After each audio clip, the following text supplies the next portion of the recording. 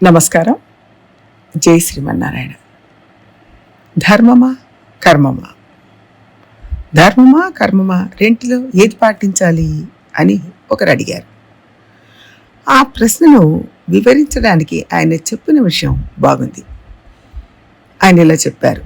ఎవరో ఒకళ్ళు తిట్టారు, కొట్టారు. వారి మీద కోపంతో నేను కూడా తిట్టాను, కొట్టాను అనుకోండి. అప్పుడు నేను వాళ్ళను తిట్టాను, కొట్టాను కాబట్టి నాకు కొత్తగా పాపం వస్తుందా? లేక పోయిన జన్మలో నేను ఆయన పట్ల ప్రవర్తించిన దానికి బదులుగా ఆయన ఇప్పుడు నన్ను కొట్టి తిట్టాడా అని అడిగారు. ఇంకా అలా కాక ఆయన తిట్టి కొట్టిన దానికి బదులుగా నేను కూడా తిట్టి కొట్టాను కదా, ఆ రకంగా నేను కొత్త పాపాన్ని కూడగట్టుకుంటున్నానా? అదే నిజమైతే దీనికి బదులుగా వచ్చే జన్మలో ఆయన మళ్ళీ నన్ను బాధిస్తాడా అని అడిగారు. ఇంకా నేను దెబ్బతిని కొట్టకుండా ఉంటే నా కర్మ అనుభవం అనుకోవాలా, లేక ధర్మాన్ని పాటించాను అనుకోవాలా?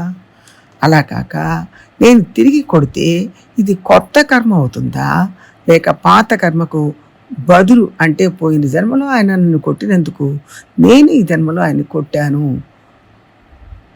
అనుకోవాలా? దానికి ఇది సమాధానం అనుకోవాలా? అదే నిజమైతే నాకు కొత్త పాపం రాకూడదు. ఒకవేళ ఈ జన్మలో నేను కొట్టడమే మొదటిది అయితే ఆయన దీని బదులుగా వచ్చే జన్మలో నన్ను కొడతాడా? అలా కొడితే ఆయనకు కొత్త పాపం వస్తుందా, లేక కర్మపాకం అవుతుందా? ఇదంతా ఏదో గందరగోళంగా ఉంది, కాస్త వివరంగా చెప్పండి అన్నారు. ఈ చర్యలు ఇలాగే జరిగే మాట అయితే ఈ సంఘటన గొలుసు సాగుతూనే ఉంటుంది, ఎప్పటికీ తెగదు, అంతమే ఉండదు. ఆయన కొట్టాడు, మనం కొట్టాం, మనం కొట్టా, ఆయన కొట్టా, ఇలా జరుగుతూ ఉంటుంది. పోయిన జన్మలో ఆయన మనల్ని కొట్టుంటే, బాధ పెట్టుంటే ఆ దెబ్బ ఆయన దగ్గర తిన్నాం కాబట్టి అనుకుంటాం, కానీ పురాకృత కర్మల వివరాలు మన దగ్గర లేవు.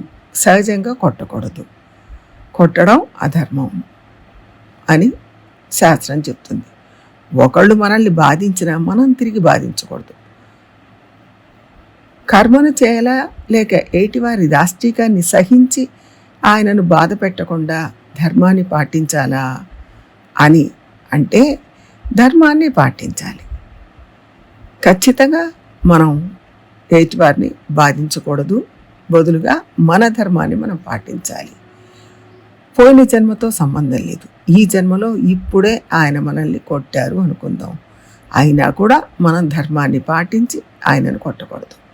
నేను చేసే పని వల్ల పాపం రాకూడదు, ధర్మాన్ని పాటించాలి. కొట్టడం అనేది పాపం.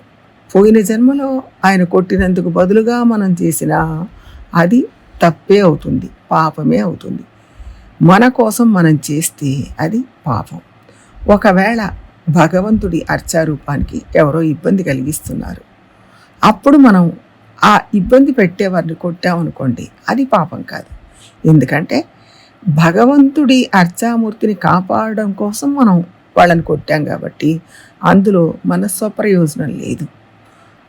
అలాగా భగవంతుడి విగ్రహానికి కలుగుతున్న ఇబ్బందిని తొలగించడం కోసం ఇరుపక్షాల వాళ్ళు కొట్టుకున్నప్పుడు మనం వాళ్ళని కొట్టడం వల్ల మనకు పాపం రాదు, బదులుగా పుణ్యం వస్తుంది. ఎందుకంటే భగవంతుడి అర్చామూర్తికి జరిగే అపచారాన్ని ఆపడానికి మనం ప్రయత్నం చేశాం కాబట్టి మనకు పుణ్యమే వస్తుంది. ఇంకోటి, మంచి పని చేసేటప్పుడు వచ్చే పుణ్యాన్ని, పాపాన్ని దేన్నైనా భగవంతుడి శ్రీపాదాలకే మనం సమర్పిస్తాం కాబట్టి దానివల్ల వచ్చే, అంటే ఆ భగవంతుడి అర్చామూర్తిని కాపాడడం కోసం కొట్టుకున్నప్పుడు వచ్చే పాపం కానీ పుణ్యం కానీ మనల్ని బాధించవు. అలా కాక వ్యక్తిగతంగా నన్ను ఎవరో కొట్టారు, దాని బదులుగా నేను కొడతాను అంటే అది పాపం అవుతుంది. ఒక ఆపదలో ఉన్న వాళ్ళను కాపాడడం కోసం మనం ఎవరినో కొట్టాల్సి వచ్చింది, కొట్టాం, అప్పుడు కూడా మనకు పాపం రాదు, అది త్యాగం అవుతుంది, అది కర్మ కాదు. కాబట్టి మంచిని ఎప్పుడు రెసిప్రొకేట్ చేస్తూ ఉండాలి, చెడును రెసిప్రొకేట్ చేయకూడదు, ధర్మాన్ని ఆచరించాలి. అయితే మన కర్మను కూడా తీర్చుకోవాలి కదా అని అడగొచ్చు. ఎవరు ఎప్పుడు ఏం చేశారో మన దగ్గర లెక్కలు లేవు కదా, మనకు తెలియదు. కాబట్టి మనల్ని ఎవరన్నా బాధ పెట్టినా దాని ప్రతిఫలం వాళ్ళే అనుభవిస్తారని వదిలేయాలి. కానీ వాళ్ళను హింసించి బాధపెట్టి మనం కర్మను అనుభవించామనుకోకూడదు. మనం వాళ్ళ పట్ల ఉదాసీనంగా ఉండడమే మంచిది. ఆ ఫలితాన్ని వాళ్ళకు వదిలేయాలి. ఆయన ఎప్పుడో మన పట్ల చేసిన దానికి ఇప్పుడు మనం వాళ్ళ పట్ల ప్రవర్తిస్తున్నాం అనుకోకుండా ధర్మాన్ని మాత్రమే దృష్టిలో ఉంచుకొని ధర్మం చెప్పినట్టుగా ఆచరిస్తూ ఉండాలి. అలా బదులు తీర్చుకోవడం అనేది ఆచరణలో మంచిది కాదు. మన పట్ల ఎప్పుడు ఎవరు ఏం చేశారు అనేది మనకు తెలియదు. కాబట్టి ఆ విషయం మనం ఉదాసీనంగా ఉంటే ఆ విషయం అక్కడితో ఆగిపోతుంది, మళ్ళీ రిపీట్ కాదు. మంచి పనులు చేసేటప్పుడు మనం యాక్టివ్గా ఉండాలి. ఎందుకంటే మంచి విషయంలో ఏం జరిగిన ఫలితాన్ని శ్రీమన్నారాయణ శ్రీపాదాలకి సమర్పిస్తాం. కాబట్టి దాని ఫలితాలు మనకు అంటవు. ఆ కర్మల ఫలితాలు మనల్ని బాధించవు. కానీ వ్యక్తిగతంగా దూషణ భూషణ ఏది చేసినా వాటి ఫలితాలు మనల్ని బాధిస్తాయి. అందుకనే మనం అలా జరిగినప్పుడు ఎవరన్నా మనల్ని దూషించినా ఇబ్బంది పెట్టినా ఓపిక పట్టడమే మంచి పద్ధతి. ఓపిక పట్టడం వల్ల ప్రాయశ్చిత్తం జరుగుతుంది. మన కర్మలు తొలగించుకోవడానికి అది మార్గం అవుతుంది. ఈ జన్మ ఎత్తింది మన కర్మలను తొలగించుకోవడానికే తప్ప కొత్తగా కర్మలు చేసి మూటకట్టుకోవడానికి కాదు. ఎవరినో కొట్టి తిట్టి హింసించి బాధించి కర్మలను కూడబెట్టి దాన్ని అనుభవించడం కోసం మళ్ళీ మళ్ళీ జన్మలెత్తడం మన లక్ష్యం కాదు.